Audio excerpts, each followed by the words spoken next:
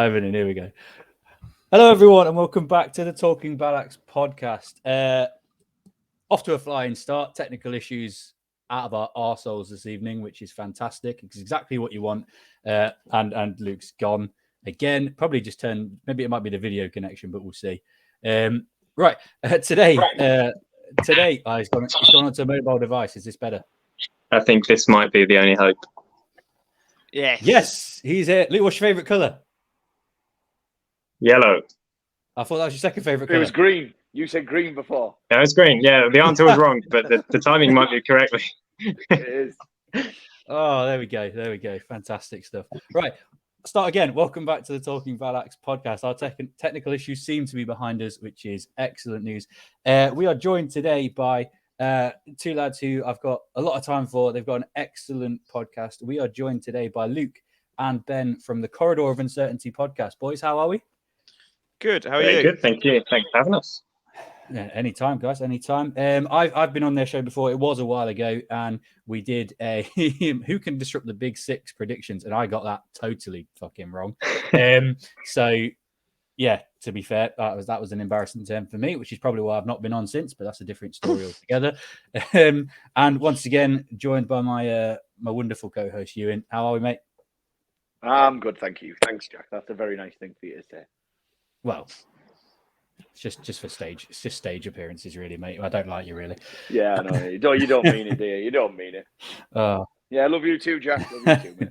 Right. So, as always, or as we've started doing recently, we did a bit of an icebreaker last week. I don't know if the boys saw it, but we did celebrity matchups. This time I wanted to do something different, which was, what was our worst... I'm basically talking off my own experience after the last couple of weeks here. The last two games I've been to, I hated with a passion because I was miserable after both of them. My question to all of you is, spur of the moment, what is the worst thing you've ever experienced at a game of football? Ben, I will start with you. I'll go for Riyad Mahrez's penalty against Liverpool, where he absolutely rocketed it into space. Was that the 0-0 draw?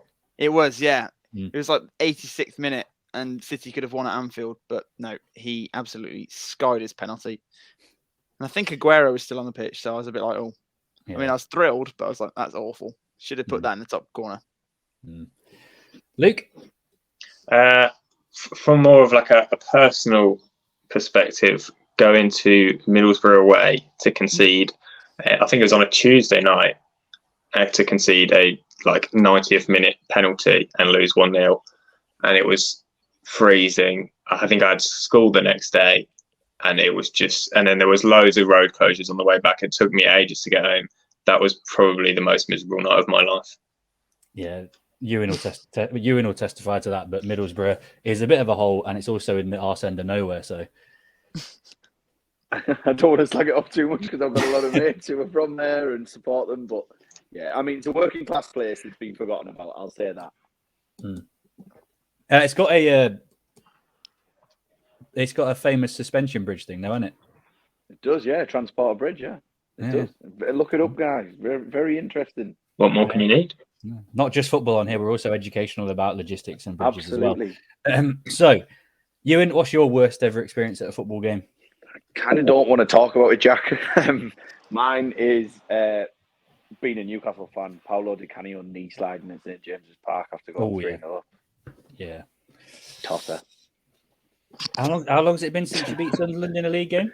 Well, if we'd played them, because they've been 2 divisions below, I'm sure it would have been very recently. But yeah, they've kind of fell down the divisions, and it's quite funny, isn't it? But to be fair, they play tonight, and they've got a 2-1 lead. So who knows? It might be back sooner than we think. But at least we're in a position to actually batter them this time, hopefully. So yeah.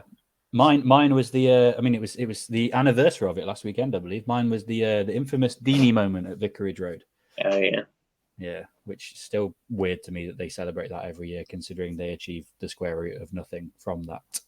So today, obviously, those of you watching on YouTube, you can see Luke is wearing a very good QPR shirt. Actually, what year is that? 99-2000. Right, that's a good shirt. That is.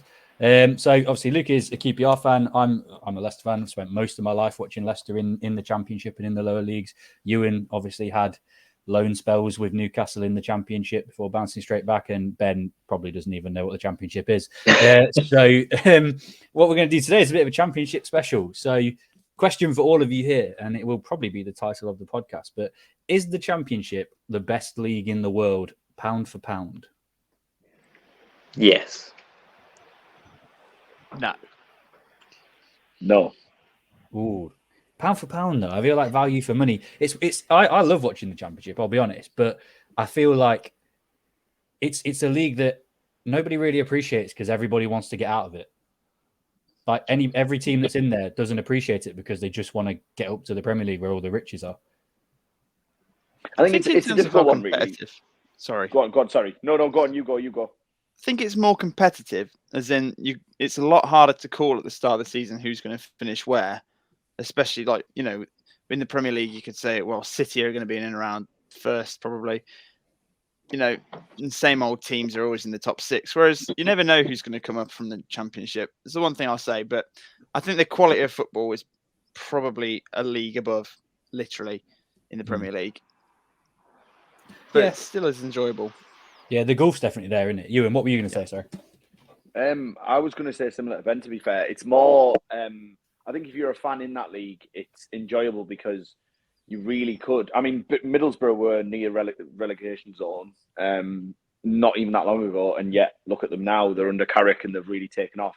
And they haven't had, I know they've had decent signings, but they haven't had massive signings that have completely changed that trajectory on their own. They've worked at it and they've improved. And I think you could even say the same for QPR, who started well and then have obviously fallen off. It does happen every year, so it's probably entertaining for fans within it. And I guess as a neutral, I do enjoy watching it. But I think just in terms of the quality sometimes, and this is maybe a little bit arrogant coming from someone who's seen mostly Premier League all his life.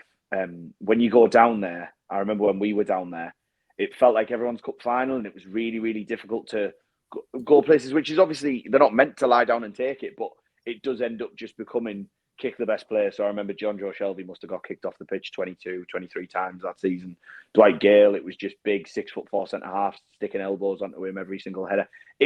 There's that love for it in that it reflects grassroots to a degree, but I also do think there's a lot of lacking in quality across the league as well. So I see what you're saying, pound for pound, but no, I wouldn't say so. Luke, you are the resident Championship fan. Yeah, in the podcast, so for now.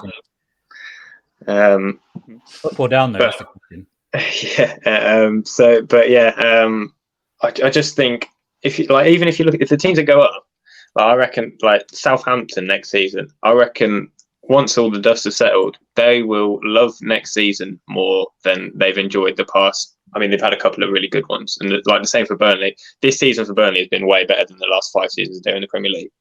Like you can accept the big 6. You can enjoy a Championship season no matter how many funds you got. Like Coventry didn't start the season with a stadium; they're in the playoffs. Sunderland have only just been promoted; they could go up in the playoffs twice in a row. It's literally anyone's game, and it is. I mean, there still is the goal for like the teams that spend the most money generally go back up again, and the teams that come down generally go back up again. And yeah, there is a difference in quality because of the lack of money. I think like half the league didn't spend £1 this season. But there's just the competitiveness of it. There is teams that can play decent football. I think us under Warburton, I'd never seen anything like it from us. We were playing great stuff, but there is that ugly side of the game. But I think, yeah, if you're going for the title, it's horrible to watch your players getting battered. But if you're just scrapping and you're fighting for every point, then you don't mind it a bit. Yeah, I'd agree with that. I mean, I'll be honest. I obviously don't want Leicester to get relegated. I can't stress that enough. But yeah, there is some solace in knowing that whether you're good or bad in the championship, because I obviously growing up had those seasons where we were brilliant and also seasons where we were awful. But it's always entertaining. Doesn't matter who you play against. Because the league is so unpredictable, the games themselves are so unpredictable as well. So it could go either way. There's always entertainment, and this is kind of what I was going on with the pound for pound thing is value for money in terms of entertainment value. You can't really beat it. Ben, like you were saying, you watch on Super Sunday, Man City Everton. I went on the LFC Day Trippers podcast on Friday, and I was like, if there's going to be an upset this weekend, it's going to be there. And then City just cruised it 3-0. It wasn't really much of a contest. Whereas in the Championship, like you look at games that you get, like if Middlesbrough play against, I don't know, Wigan, I wouldn't put money on Middlesbrough to win that game because Wigan might turn up. It's just how the Championship works, and it always has done. Like Leicester were infamous at one point when we always used to finish sort of around 9th, 10th in the league before we got Pearson back, that we'd beat all the teams in the top 6, but we'd lose to all the teams in the bottom 6. So yeah, I just think it's a horrible league to be in because you don't want to be there. But when you're not there, you kind of appreciate it more, I think. Yeah, well, Liverpool have done that all season. Well, yeah. We lost this season to 6-1 to Blackpool. He went down, but we've beaten Burnley, and we beat and drew Sheffield United, who both went up automatically. It's literally just all over the place. It's potluck, really, isn't it? Yeah, one thing that's quite good about the Championship is you do get to kind of find a new identity if you want to. So a manager can come in and have an impact straight away because you're not competing against the De Bruynes and Haalands and people like that every single week. Because let's be honest, some of the numbers that are thrown about in the Premier League for transfer fees and stuff is just stupid. The wages are just ridiculous. Whereas in the Championship, I guess, if you can get inside the heads of a team and get a culture in the dressing room, like Vincent Kompany's done brilliantly at Burnley this season. They've gone from probably the most unfashionable team in the country to one of the most fashionable teams in the country within the space of 12 months. And that's quite an impressive thing given the players they had before. And he's brought in a lot of young European players. He's taken a lot of loan players from big clubs, developed them. I think you can definitely change the identity a lot easier. And that's probably quite satisfying for some clubs. Like you've just said with Pearson coming back, Jack. When he came back, he got you straight back up. It might not have been the best way, but you can sometimes go from, right, okay, we're playing nice football, but we can't get a win, to, right, we're going to stick 2 big lads up top and knock it long to them. Or you become a free-flowing team like a Burnley, like a Borough. Then I guess, yeah, that's definitely a benefit. You probably don't feel like you're stranded forever, given the competitiveness of it. Yeah, so based on that, in terms of quality, I mean, there's some really, really good points made about the league. I mean, I can't say I'm absolutely buzzing to be back in the league next season, but I do know that the Championship is a breeding ground for quality talent, and that's kind of where we're going to go with the remainder of the podcast. We're going to try and build our all-time Championship 11, and there's going to be some disagreements because some of the positions we've got up for grabs, all 4 of us have put a different player in that position, so that those will be quite some tasty discussions. What I'll do first, though, because I'm fairly certain I can see in his eyes that Ben's chomping at the bit to do this, but because he's a Liverpool fan, should we have? I'll give us 5 minutes, Ben, just to talk about last night. But before I do that, I need you to help me because I can't do that without doing this. Pineapple or tropical? What should I go for before I depress myself? Pineapple. Oh, it's a good shout. Yeah, this is the one I ain't tried. So actually, this ain't bad. Honestly, I need this. Last night, if I wasn't at work the following day, I'd have been straight down the pub because it was bad. But anyway, fire away, Ben. What did you think last night? With Euan being in the chat, it's actually quite useful because 7 wins in a row. Newcastle with a wobble at the weekend. United looking a bit shaky. Do you make top 4? I don't see it happening. To be honest, I don't see us making top 4. I think United, as in Man United, sorry. They are being saved by the fact that more of their games are at home because their away form in the last few months has been pretty woeful, all in all. But there's just something about it that they'll pull themselves together. I mean, they've got Bournemouth next, which you can't take away from because everybody predicted them to go down and they've not gone down. So maybe they have beaten us this season as well. But even Chelsea beat them a few weeks ago, so they'll probably lose to United. But if it does happen, that'd be pretty good, but I can't see it happening myself. Yeah, so we had Kev on our show last week, who's a big Liverpool fan, and he was saying that 5th is not a good season for Liverpool, but actually, from where you were when you were like 9th in the league, to even have a sniff of top 4 towards the end of the season, considering Newcastle's position for a while seemed solidified. United, everyone was talking about them being title challengers. It's really important for you to build momentum going into next season, right? Yeah, I think, well, it's sort of like what you're saying, as in, this is going to sound really snobby or whatever, but the fact we're not getting Champions League and we're getting Europa League is similar to, not similar, but it is. As in, we're still in the Premier League, but it's a different competition that we've not been in. So it'd be quite nice. But we have been in it, but not for a while. So it'd be interesting to see what happens in there, because obviously Arsenal, you'd say, probably had one of the stronger teams in the Europa League, but it just has loads of more games, which will probably be a nightmare. But, it'll be interesting to see how that goes on. Yeah, it's a competition as well that once you're in it, you would be expected to win it. Like if Liverpool favourites instantly, yeah. If Klopp's Liverpool get in there, they're favourites. But Euan, are you worried about Liverpool at the moment, or? I don't know if worried's the right word.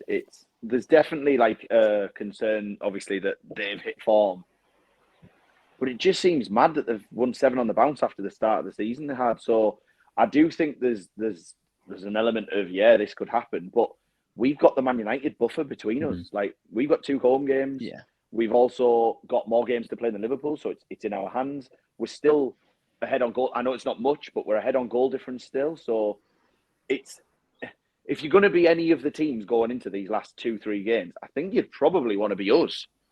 Yeah. Which is mad, because we're talking about Man United and Liverpool. So I wouldn't swap positions with anyone else. It's just that we're new to this. We're very new to this. So I'm not worried. We just need to match Man United and whatever they do, because their goal difference isn't going to be better than ours by the end of the season. I think we've got something like 22 goals on them. That just isn't happening. I'd be more worried to be a United fan. And we've also got, no offense, Jack, less. Yeah, I think that's where I'm kind of coming from. Yeah, I agree, Ben. I think that's probably where I'm coming from, especially when Rashford's goals have dried up, which I predicted months ago. Yeah. They have got Garnacho back, who is brilliant, and he will make a difference. But at the same time, I don't think teams fear them in the way they might fear Liverpool when they hit a hot streak, or if we play well, we normally play very well, and we run over teams, we batter them. So I think I'd rather be in our position than anyone else's. I'm not overly worried, but I obviously am a little bit concerned. Yeah, and you're not offending me by saying you're going to beat us next week. I think we're all pretty much. Well, no, it's not even that. We're pretty much all assured that that's going to happen. We've got Chelsea away, which I'm going to, and to be honest, Chelsea haven't been great, so that's winnable. Obviously, Leicester at home is winnable, and Brighton at home are winnable. I know Brighton are a good side, but we're good at home. If it was at their place, I'd be far more concerned. But we're decent at home. That's why I feel like I've not got a sniff. That's why I think, I messaged in the group chat last night, didn't I, saying am I naive to have a little bit of hope? Because it was at home. I just thought it gives you an edge. No matter how bad you are, having your own fans behind you gives you an edge. And obviously, Faz decides to watch the ball for 90 yards and then drop over his own head. He doesn't even try and cut it out. But going away to you lot next week at St. James's, you win. You've got a really good chance of solidifying top 4. I just can't. I can't see it. You know what I mean? It's not a game that I see as getting anything from whatsoever. So yeah, I think I said it in my heart of hearts when the adrenaline kicked in last night. If you'd have asked me an hour before I sent that message, I'd have said, no, Liverpool 3 points easy. But the closer the game gets, the anticipation builds, you're on the way down to the ground. It's just, you get that mood. But going away to Newcastle, if it'd been away at Liverpool last night, I'd have been nothing. But the same way I am next week, I'm going to play football instead. I'm not even going to watch. I'm going to play 5-a-side with Weave in Newark instead. So I can't bring myself to watch it, because if you lot turn up, it could be a 5 or 6 job. Honestly, I reckon. So yeah, but we'll get into that. So me and Euan are sitting down straight after this, and we're going to record it's basically just going to be me shouting at Euan about how manically depressed I am at the moment with football for half an hour. So sorry about that, Euan. But wish my ears, look, boys. Yeah. Right, we'll get back into the juicy bit now, which hopefully everyone's tuned in for, which is the Championship, and this sort of allows Luke to come back into it as well. Sorry, Luke, because you've been there since 2014, or was it 2015 when you went down? You keep saying this like we might not get relegated. I know we're getting relegated. I got facts. I'm okay. I'm going to throw shade on everybody while I still can. Don't you worry.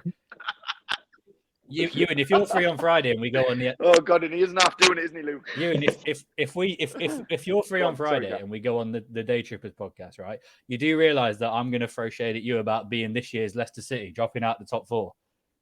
Oh, I know. Because there's still a chance on that I'm happening trying as to well. think positively, Jack. Well, someone's got to, haven't they? Well, if we get something on Thursday, I'll feel a lot better about it.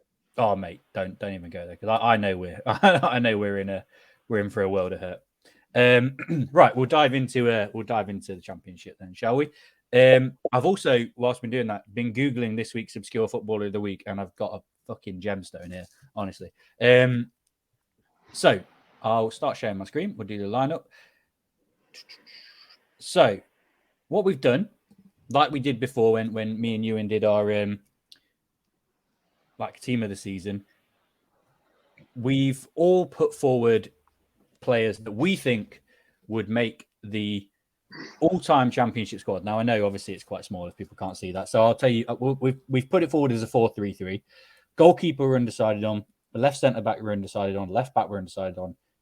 Third midfielder we're undecided on. And the two wingers we are all decided on, but it depends who we put where and what we decide. There's 5 players who we've all agreed on categorically. And we said, as we did before, if we all agree on players, they go straight into the team. And the 5 players that every single one of us put in our all-time championship 11 were Kieran Trippier at right back for his time at Burnley. We did talk about longevity, but also if somebody had like an absolutely outstanding season, then they'd go straight into that. They would be considered. So Trippier at right back, because in my opinion, boys, you could disagree with me, I don't think there's ever been a better right back in terms of heights reached and the ability they played at in the league. I don't know if there's been a better right back in the championship. Wes Morgan, obviously, for his time at Forest and Leicester. The obvious one, the Twitter favourite, Streets Won't Forget player, Adel Taarabt.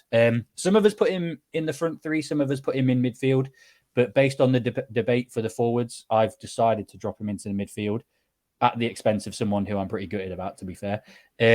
We all said Ruben Neves, again, just for, I mean, he's possibly the best player to ever play in the championship for his ability at that level. And down the middle, you can't really look past the record holder in Alexander Mitrovic. I'll quickly throw this out though. Did any of those 5 nearly not make any of our teams, or? There's a few things like I think Trippier, you mentioned like the heights. We had Kyle Walker on loan for a season and he was unreal. So yeah. I nearly put him in just because he's great. But I think Trippier, he had a fair few seasons in the championship. I think he got in the team of the year back to back.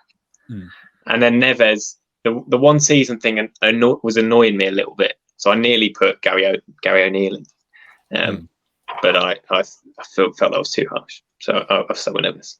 There was definitely a little bit of a QPR bias from you, Luke. I'll be honest. Just a little bit. I tried my absolute best to put it. Me and Euan actually almost got into a scrap over text about John Joe Shelby, because I was, and don't get me wrong, Shelby was brilliant in the championship, but I was like, one season, I didn't think he was that good. But then I didn't watch him every week, so I couldn't say. But the other, I mean, it's hard to argue with Mitrovic leading the line down the middle unless we talk about Ivan Toney, but I'm sure we'll get onto that later on. I was really surprised. I mean, he was the first name I put down, I'll be honest, but I was really surprised you all went for Wes Morgan as well. I don't think there's that. The defence as well. There's not that many. Like, it's hard to pick out outstanding names. There's a lot of like reliable, solid centre backs that have played loads of games. And I think he's done it for 2 clubs. I was checking. I think he's got team of the year in the championship 3 times. I mean, that's a solid effort. You can't ask for a lot more. Yeah, and he went on to win the Premier League. Like, that's to transfer your skills from the championship, being in the team of the year 3 times, to then go on and winning the Premier League as a captain. Yeah, I don't think anyone could have argued, to be fair.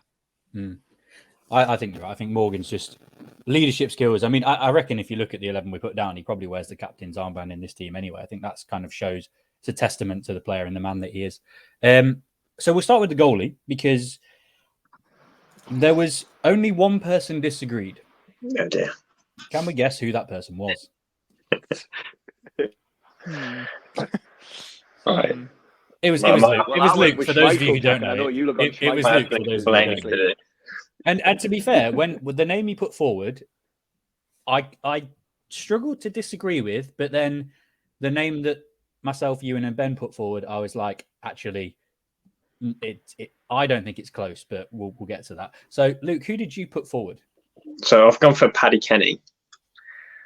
I'm not claiming that he's anywhere near Schmeichel in his inability, but as a Championship goalkeeper, he was unreal for a number of clubs. Two promotions, and he won Player of the Year for both of his teams. And by the way, he won QPR's Player of the Year in the Adelta Rap season. Paddy Kenny got QPR's Player of the Year, so he was unreal. Is that not because Warnock was like? Yeah, that's exactly why. he went everywhere. Sheffield United, Leeds, and that was all Warnock, and maybe somewhere else as well. I'm happy to like move over on this one, to be fair, but I felt like he had earned a shout at least. Yeah, I think for the balance, I think and for time's sake as well.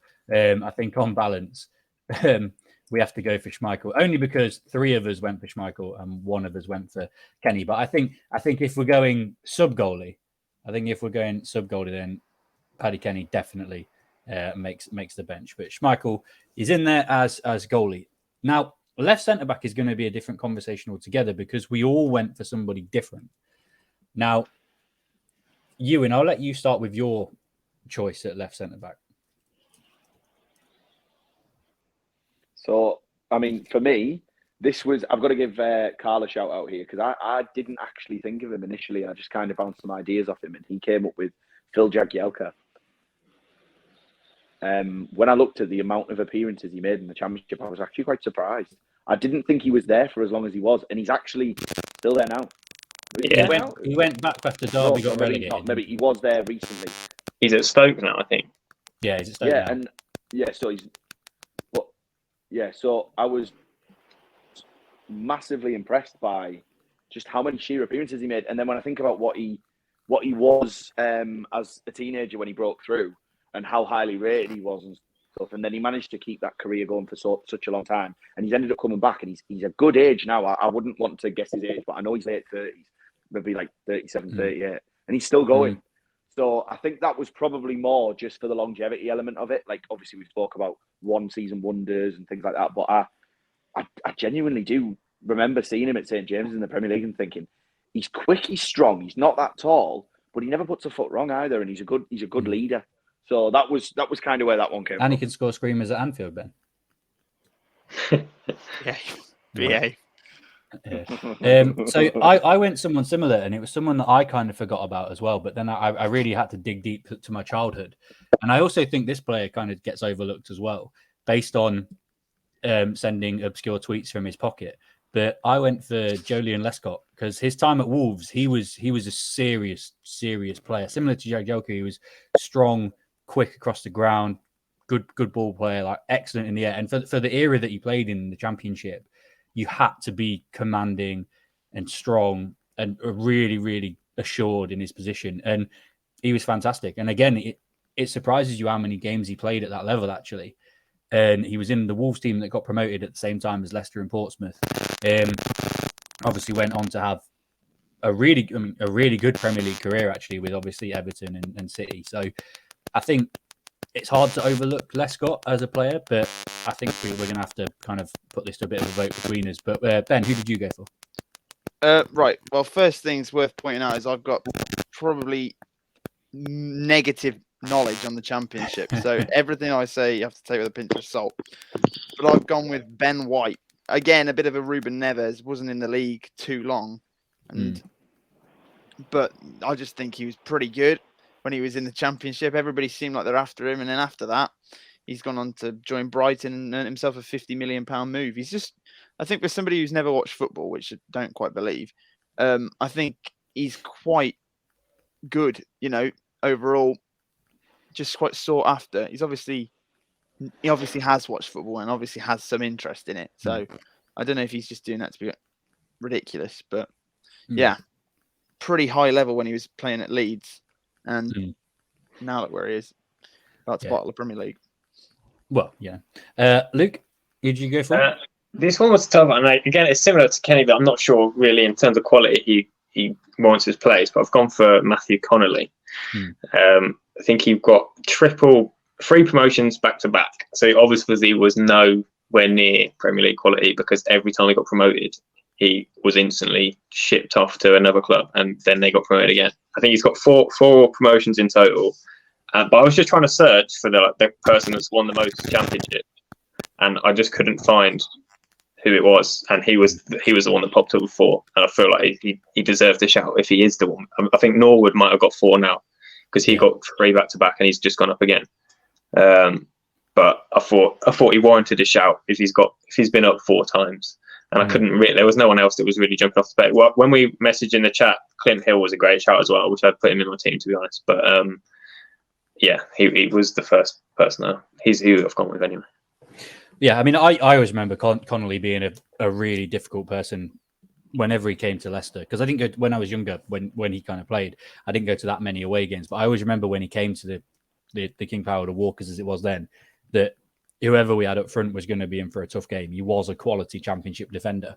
If we were doing the 11 of those players who are too good for the championship but not good enough for the Premier League, I think he walks straight into the side, doesn't he? Yeah. But yeah, so it's a difficult one because we've all gone for a different player each. Is anybody willing to concede? Me. Who would you? Who's your vote leaning towards then, Ben? I'm leaning towards Jagielka, to be honest. Yeah, I'd be more than happy to put Phil Jagielka in. Quality player. No, quality. He did come into my mind, to be fair, but I didn't do enough research on him to say. Because I think my mind was so fixed on Jody and Lescott. I was like, I didn't do it. I didn't think. I think they're all very good shouts. To be fair, I was actually happy to concede. So the fact that you've gone him, well, to be fair, I've got to give Carl the credit for that one. So big shout out, Carl. Well done. As a man who was limited in his convictions, Ben's hand was straight up like, yeah, I'm good. I'll give you can take anything I say with a pinch of salt. It's probably all nonsense, to be honest. Right. The thing is, Lescott. Sorry, just quickly. No, go for it. Lescott won a league. Ben White is obviously going for a league. I'm not going to say lost it yet, but going for a league. Jagielka played numerous times for England, and Luke's just rattled off the stats about how many promotions and things. Like you can't really argue with any of them. No. It'd be if you put all 4 of them in their prime in the championship squad, they ain't conceded many goals. Put it that way. But right, left back, we're gonna have the same problem because we went for 4 different left backs again. So Luke, I'll come to you first. Who was your left back? This was probably the one that was toughest. We all struggled with this. Even the group chat struggled with this, didn't they? So like the name, I've gone for George Friend, but he's like just the most championship left back that I think. He's got 1 promotion to his name. He's just a solid all round left back. He's not your modern day left back. He literally is just exactly what you need in a championship. He can do the defensive stuff, and he's half decent going forward.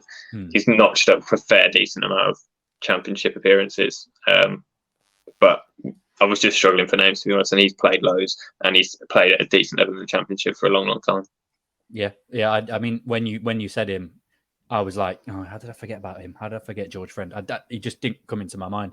Euan, you went for somebody who did come into my mind, but I feel like I didn't watch enough of him. But then actually going back, he made a lot of appearances actually in the championship. Who did you go for? Yeah, I went for Ian Hart. Again, bounced a few ideas off Carl and Ross for this one. This one was really impressive because he played over 100 games. Obviously, he played most of his career in the Premier League for Leeds, but he played in the Championship a lot. And he averaged a goal contribution every 3 games as a left back. That's insane, especially given the age he was. Skewed by the fact he took set pieces, though. He did. However, that's saying something. If your left back's that good, you're taking it over like strikers, wingers, central midfielders. And he did take set pieces, but there must have been decent quality to get 1 in 3. And I also think that given his career was so at the heights, he was at Champions League level, but then he still was willing to drop down, play at that level, like meet the physical demands that he did meet, and get 32 goal contributions in 104 games. That's really impressive. I knew he was good, and I remember him, and I remember his free kicks in particular, but he's clearly got an absolute wand of a left foot. So Yeah, that was the reason. I did think about George Friend as well, to be fair. So I've got to give him a little honourable mention. Yeah. Speaking of OAPs in the Championship, Ben, who did you go for? Right. Well, I think it's worth. That wasn't a dig putting at out you, there. by the way. That wasn't a dig at you. Well, it's all right. I was about to make a dig back about fullback scoring, English fullback scoring from free kicks. Can't think of one that happened last night or anything. But we'll go back to the Championship. Technically, it wasn't direct from a free kick, was it? Salah laid it off. Yeah, not direct, but close enough. It's worth pointing out there as well. When I sent this text, I literally put in brackets, got no idea what I'm on about. And this is the one. He was very, very modest. He was like just messaging me the whole time, being like, "I ain't got a clue. Just take everything with a pinch of salt." I've gone with the man Ronaldo described as the hardest defender he's ever played against for about half a season at Derby. I've gone for Ashley Cole. No way can that go. What? That can't go in. But he's probably the best left back to ever play in the Championship, was my logic. Do you know what? He might be the best player to ever play in the Championship. There you go. But not while he was in the Championship. Yeah, that's my logic. Nothing else to say. So Ben's out. Ben's vote that. doesn't count, which means that it's down to three of us. But to be fair, Ashley Cole is a fantastic player. But the problem was he played in the Derby side that were, Wait till I mention Rooney in a bit. He's got Rooney playing now. Oh my God, I've forgotten someone. It's not Rooney, is it? No, it's not, but it's based around him. Oh, I'm going to have to mention him at the end. Let me write it down. We can put him on the bench. It's fine. Oh, man. So I went for somebody that, I'll be honest, I kind of shoehorned into left back. But I did look at, and he did play left back a bit as well. And that was a man renowned for scoring absolute worldies. He's probably got one of the best highlight reels in world football. And that's Matt Taylor from his time at Portsmouth. Didn't play in the Championship that much. But when he was at Portsmouth, the 02-03 season, my first ever season watching football, he was genuinely phenomenal. And obviously won the league with Portsmouth under Harry Redknapp, same team as like Paul Merson, Yakubu, all these players. So he was in a really strong team. But I feel like I might have to concede a little bit because I've kind of shoehorned him into left back. I was going to say, wasn't he more of a left midfielder? He was an unbelievable striker. He kind of played everywhere, really, didn't he? He played in centre mid at times when he moved to Bolton as well. So, but I mean, again, that's kind of testament to the quality the player has, that he was so versatile. But I think because I've kind of shoehorned him in there, that I may concede. And I wish I'd gone for Barry Douglas instead, because at Wolves, he was just unbelievable. And I can't remember who said it in the chat. I think it was Lawrence in the chat who said who name dropped him, and I really should have thought about that. But I'm gonna say, no offense, Ben, your choice is out. I'm happy to. Yeah, I'm gonna concede because I've shoehorned. So as a collective, between us, Ben, we've got to choose between Ian Hart and George Friend. I'll go George Friend. See, that's really annoying because I was going to go Ian Hart, but I've not heard of either of them, to be honest. I'm not going to lie. Who invited him on here? Who invited him on here? I have made it painfully clear throughout the whole process. Oh, yeah. I've been warned. I just got FOMO, guys. So, I just want to be on a podcast. It's all I want to do. Right, I'm conceding. George Friend is going to be the left back. I don't know how I feel about it, but we'll throw him in there. Okay. Got a good head of hair on him, I'll be honest. Right, centre mid. I saw him at Middlesbrough training ground one time, right? Because I live not far from there. And honestly, he's the worst dressed bloke you've ever seen in your life, but the most ordinary, nice bloke you've ever seen in your life. He wore like farmer gear, like wellies out the car and like a flat cap, and he had like, I hope he doesn't listen to this because I'm really slagging him here. But he wore like you're just questioning his fashion choices. It's fine. Yeah, and he had like a blue shirt with checkers on it. He didn't look like a footballer at all. But what a nice bloke! Genuinely, what a nice bloke. Right, and on that farmer's bombshell, we'll move on to anecdote. But that's fair, mate. It's fair. We'll move on to midfield. So obviously, I had to concede putting Adel Taarabt in midfield because we all put him in our team. And I wanted to have more of a conversation about those two wide players that are left there. Midfield is a bit of an odd one because we all said Neves, so Neves went straight in. Three of us said one of these players, one of us said somebody who I can't get on board with. I'll be honest. And then there's a player who I think is an absolute legend of the game. And I can't remember if I was talking to you about this, Euan, or whether it was to you, Luke. But we'll start with this player and just sort of. I feel like it's quite apt and quite sensible of us to do this. But how good was Peter Whittingham as a player? Yeah, I mean, like, it's tough to like the fact that we've got Tarak, because I thought we had to shoehorn him in. So the other two midfielders I've put in are really high, but Whittingham is just like the ultimate championship midfield. I think I don't remember seeing him that much but like even just like highlight reels for days, like it's just like more than like, so if Tarak's like streets will never forget, like this, like he's more than that. He's a level above that. Like just like 400 games pretty much, 3 team of the years in the championship, just literally the ultimate championship midfielder, just unreal. Yeah, had a wand of a left foot as well. I remember the playoff. Do you remember the Ben? You won't, don't worry. But you remember the the playoff semi-final, the Kermigan Panenka fail against Cardiff. Yeah.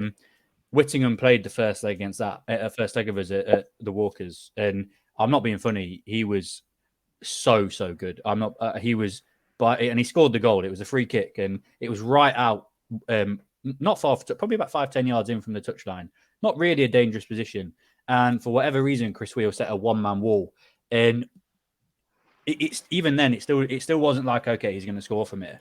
But the man's just had the audacity to have a shot, and he's nestled it right into the near bottom corner. And it's just, that's the quality of the player. This is a championship player. Like, you'd expect that from, I don't know, Alexander Arnold or like Christian Eriksen in his prime, like being able to catch keeper off guard. Like, this is a championship footballer, and he had longevity as well. He played in the league and he was in the Premier League at Villa as well. Like he played at a really good level for a really long time, and similar to Matt Taylor, was quite versatile. Like he could play out wide, he could play in central midfield, and I can't remember who I was having, which one of you two I was having that conversation with about, do we put Peter Whittingham on this pedestal because of his untimely death? Obviously incredibly sad, but I don't think we do. I think he was just, I think that's why it was so shocking when he died, was because this man was an iconic second division Welsh, but a second division footballer. And I feel like he doesn't get the credit he deserves even now. But I do think there's one other player who will get into this team ahead of him. I just couldn't really do this podcast without just saying how much I used to love Peter Whittingham.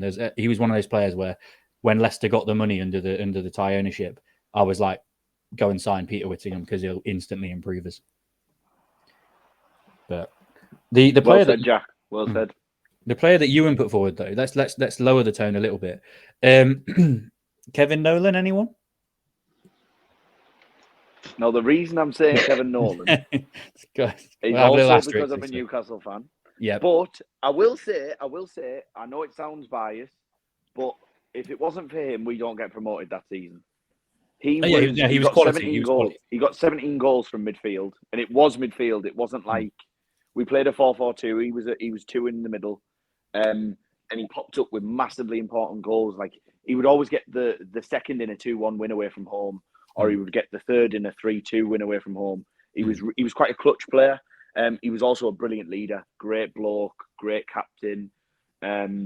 You've got to bear in mind he played European football with Bolton as well under Sam Allardyce. Like he's got pedigree, he was decent. I can totally understand why others wouldn't include him, but I wanted to kind of include him because I've got so much time for the man, the player, also sticking with us. And then we actually kind of shit on him really, because when we got back up to the Premier League and we did well under Houghton, then we wouldn't give him an extended deal, or I say Mike Ashley wouldn't give him an extended deal, and we ended up selling him and getting Euan Cabayen, and it felt like it was harsh. It felt very, very harsh. So I just wanted to give him a shout out really, because he was brilliant that season. I think he got 17 in 40 or something. No. For a central midfielder, that's pretty impressive. I mean, when I said Kevin Nolan, it wasn't disdainful, because I think he was fantastic. Because I mean, Leicester Leicester and Newcastle were in the same league that season when you obviously had him in midfield, Andy Carroll up front. Like it was a strong team that you had in that league. I just think he doesn't come close to the player that three of us put in, and that was Pablo Hernandez. I think we talk about Neves maybe being the best player, the best midfielder that's played in the Championship, but Pablo Hernandez, I think, is the most enjoyable footballer to watch that has ever played in the Championship. And I could be wrong, but Luke, what do you think? Taarabt. Well, yeah, Taarabt is I'd go Taarabt. Between the two of them, it'd be a good debate. Yeah, Hernandez. I mean, I'm always going to say Taarabt for that. But like Hernandez was just like he was he was Leeds, like the champion, like the really few good seasons in the Championship that he had. It was him. Like there was others around him, but he was the piece that made everything work. I think he got their Player of the Year. The three seasons there in the Championship, he got every time. Like he was just. He could like play a part, he score goals. He literally can do everything. He's a joy to watch. So we will. So Euan's put forward Nolan. I put forward Hernandez. I also put forward Whittingham, but I had to sacrifice him to put Taarabt into midfield. So Hernandez or Kevin Nolan, Luke. Hernandez. Got to be Hernandez. I think the thing with the Hernandez thing for me was I didn't forget him, but I wasn't really invested in the Championship at that time.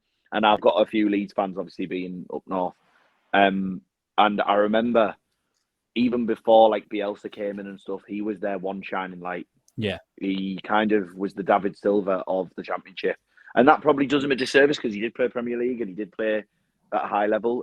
He was at Swansea. He did play at a very high level, but I think that league, he made it look stupidly easy. And also worth mentioning that loads of Leeds fans went and travelled out to a game where I think it was his last ever career game and he was retiring.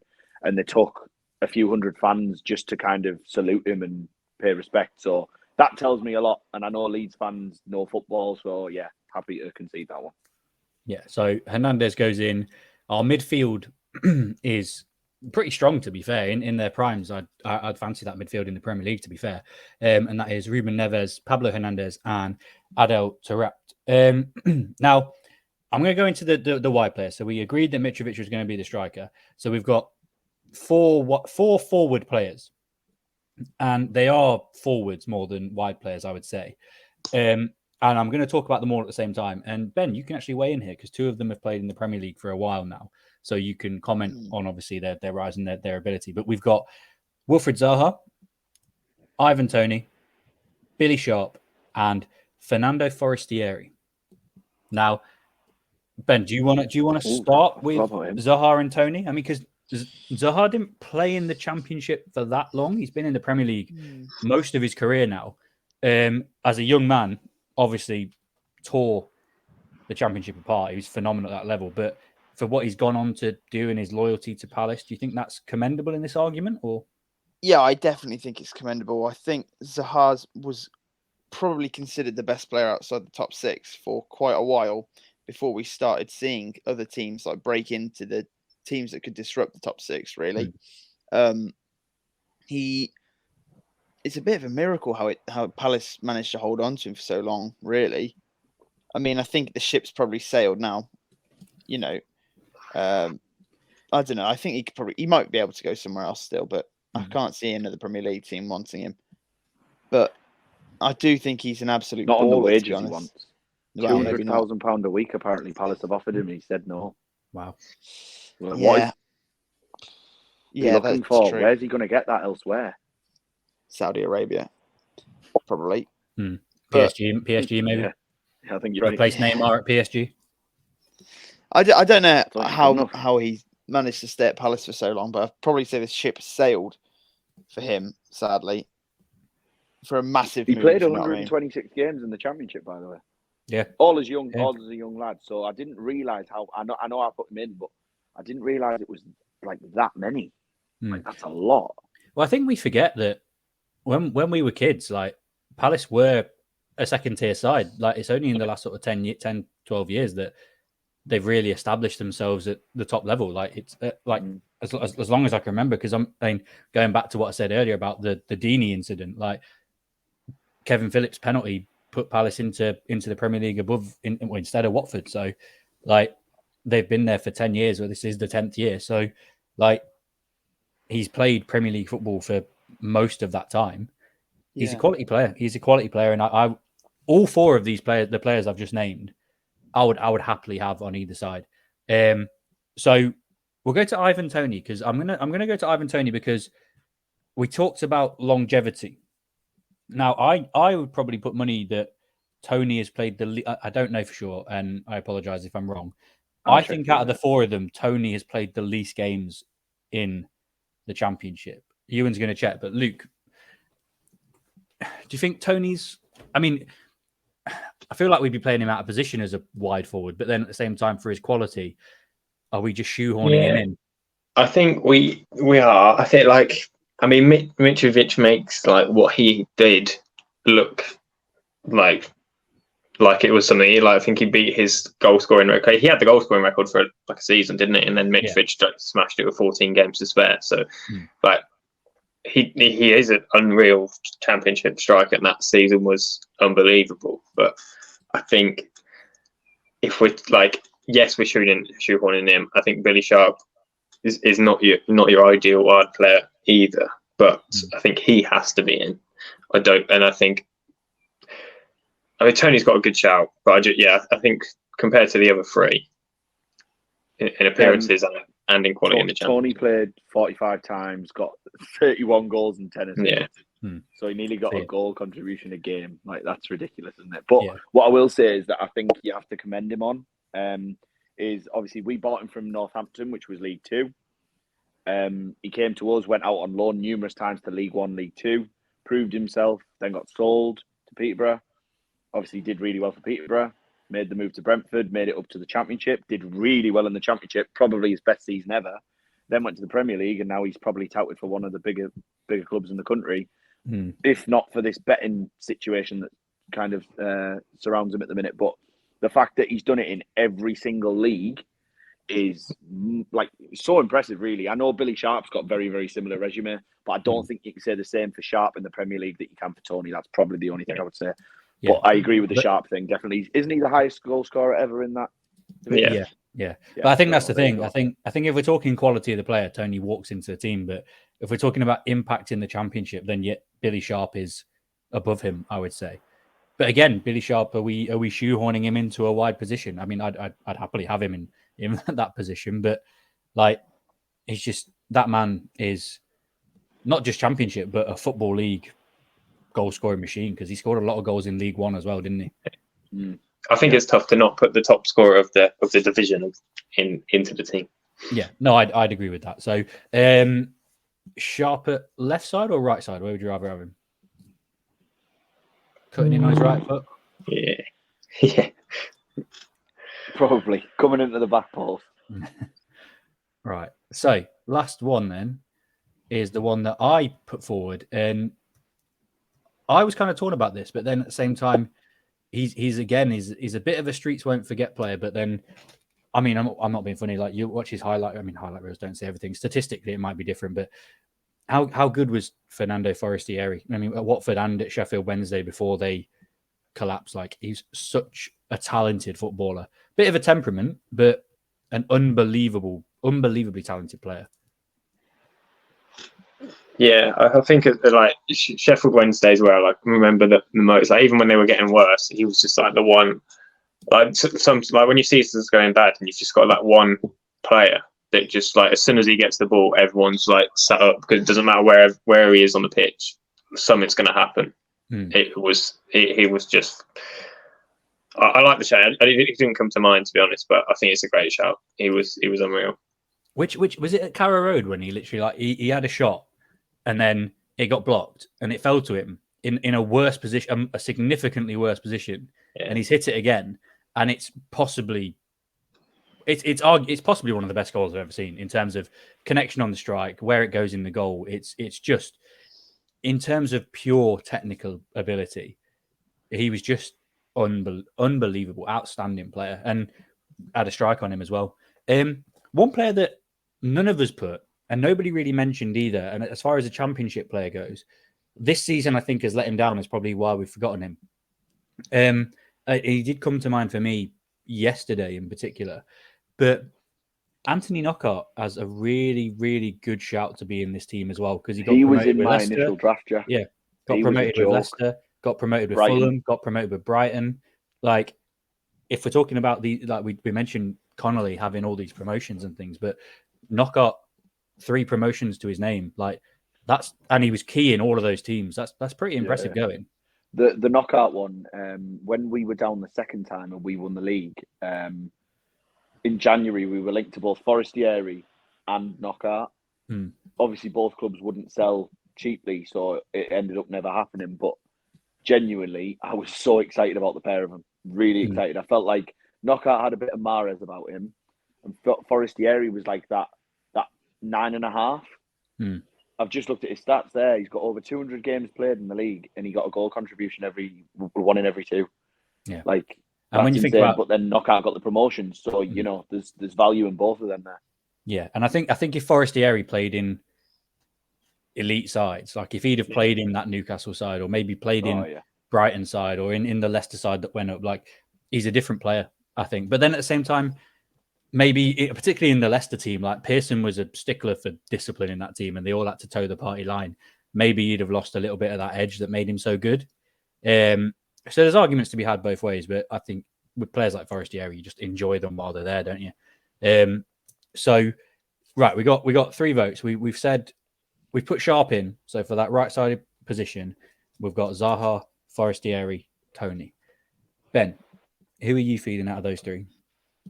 I mean, I think if you want to go championship, you probably got to go Forestieri.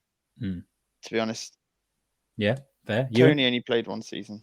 Sorry, I'm going to do the same. I'm going to do the same. I remember how much I wanted him. I really remember how much I wanted him, and that says a lot because we had a decent team. So yeah, I'm going to go Forestieri as well. Luke? Yeah, I'm happy with that. Sounds good to me. Look at us all being in agreement. You've never seen anything like it on a football show before, have you? Right. Ball knowledge, boys. That's what it is. Yeah, but to be fair, somebody's probably listening to this saying like, "Nah, he never did that. What are you on about?" Yeah. I'll tell you what, Jack, you know my house at uni? I had Cy Haddock, who's Leeds. He'll be delighted Pablo Hernandez is in there. And Matt Borlam was Sheffield Wednesday, so they're going to be absolutely buzzing with us.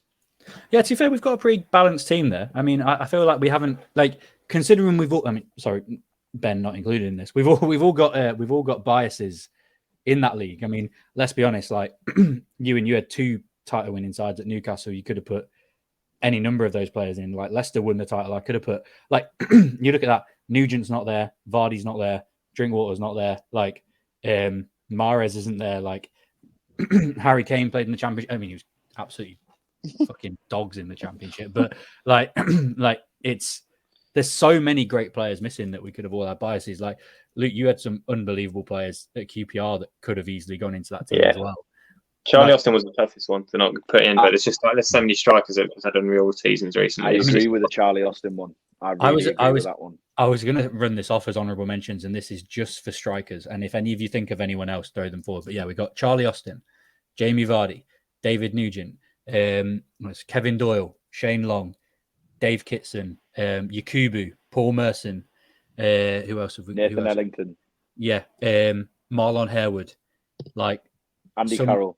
Yeah, I mean, there's some Dwight Gale. Even Shola Amiobi. I can't believe I'm saying that. Yeah, Dwight Gale in the championship. Like, there's been some, in terms of number 9s and even just strikers in general, there's been some phenomenal players in the championship, and we could probably do that for every position, really, apart from left back, because we all know my weird mention. And I'm not saying he deserves to be in this team. When this is going to be like Manquillo or someone like that, isn't it? No, he never played there as far as I'm aware. But the one that kind of, and I'm saying this based on age, is Jude Bellingham.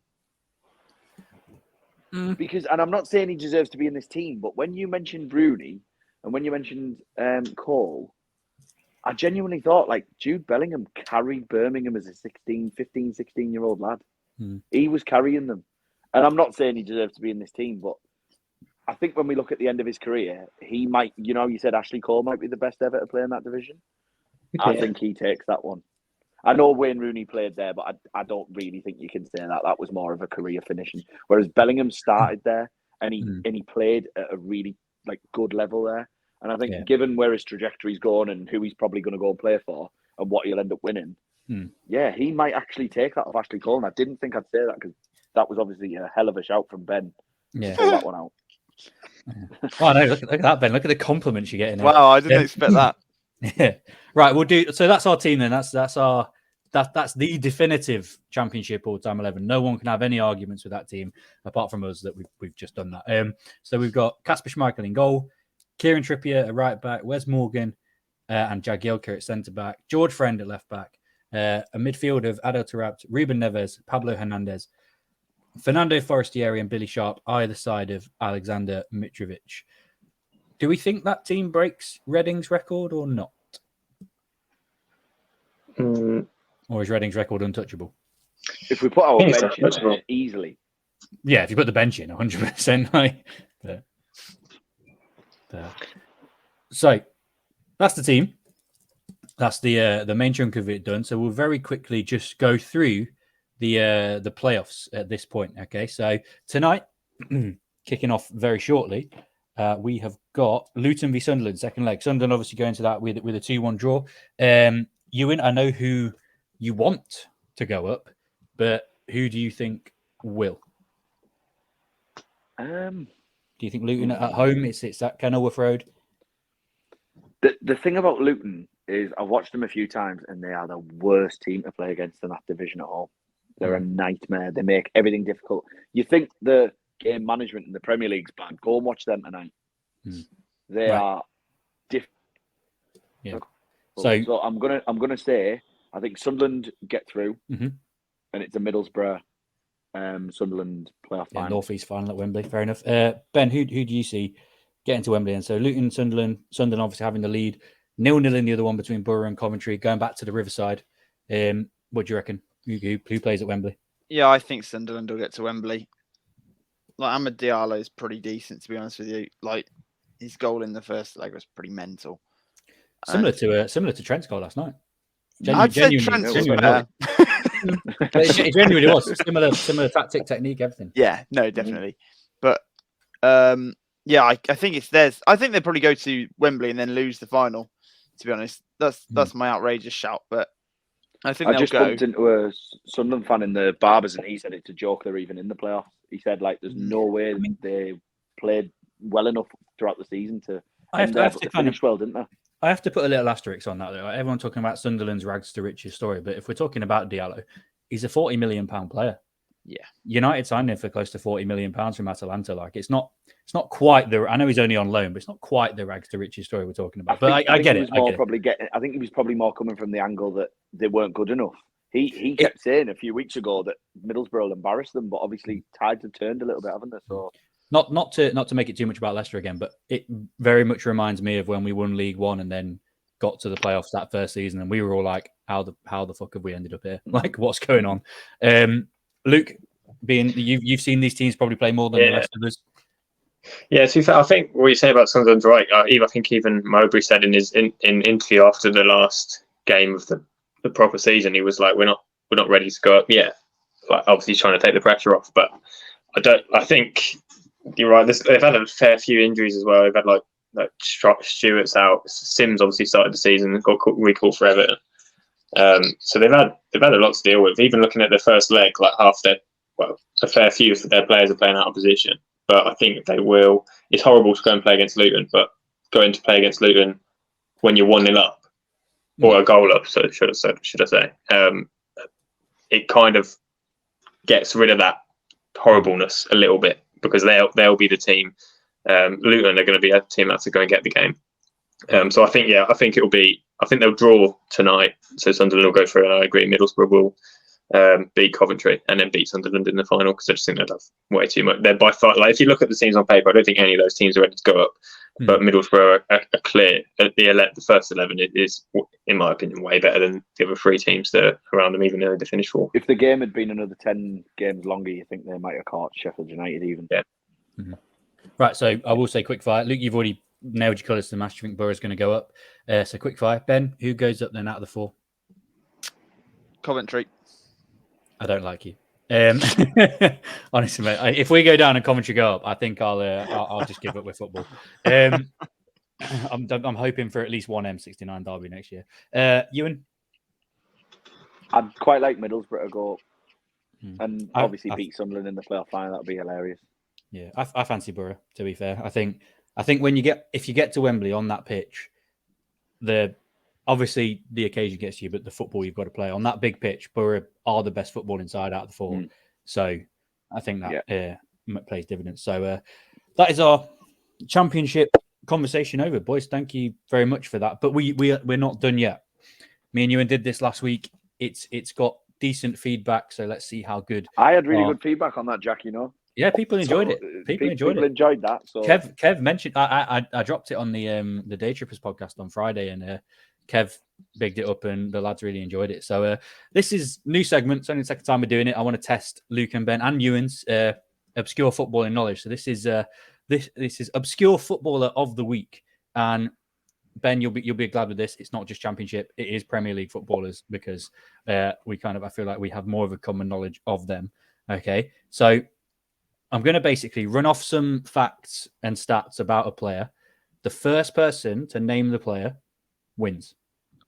Okay, you can guess whenever you want. You just shout out. Whoever says it first wins. All right. Do you only get one guess? No. Keep guessing until we get it right. But whoever gets it first wins. But I'm just going to read off stats, like a stat at a time, just to make it a little bit easier. Okay. So, first fact about this player: was born on the 15th of August, 1976, making them 46 years old now. Any guesses? To be fair, you know, we're just going to have a guest on who's just going to go bang and just get it off that, and you'll be like, all right, fair enough. They were born, just like last week. I'm going to pronounce this incorrectly as well. They were born in Maastricht, in the Netherlands. So a player who's probably been retired about 10 years, and Dutch. Okay. They made 410 career appearances, scoring 59 goals.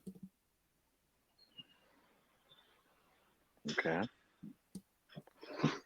I'm going to go Van Bronckhorst just because. No, not Van Bronckhorst. Goals, Dutch, 410 appearances. I'll tell you what, if Van Bronckhorst scored 59 goals, I'd be pretty impressed by that. He scored a few for Rangers, that's all I'm thinking. Was it Rangers he played for? I'm sure he's at Rangers. Okay. Right. Go on, sorry. I've got one more stat, and this one, I'm trying to make, they get progressively easier, I promise. Okay. I was assistant manager at Chelsea in 2012 to 13. It's not Hullet, is it? It's not Hullet. No, not Hullet. Mario Melchior. No. I started my career in 1993 with PSV and finished my career in 2011 with Sunderland. Bolo Zenden. And we have a winner. I would never have got that. No, Bolo Zenden. What a player. Honestly, that's a decent. He had a great career, PSV, Barcelona, Chelsea, Borough, Liverpool, Marseille, and Sunderland at the end. But, It was the Chelsea thing that threw me.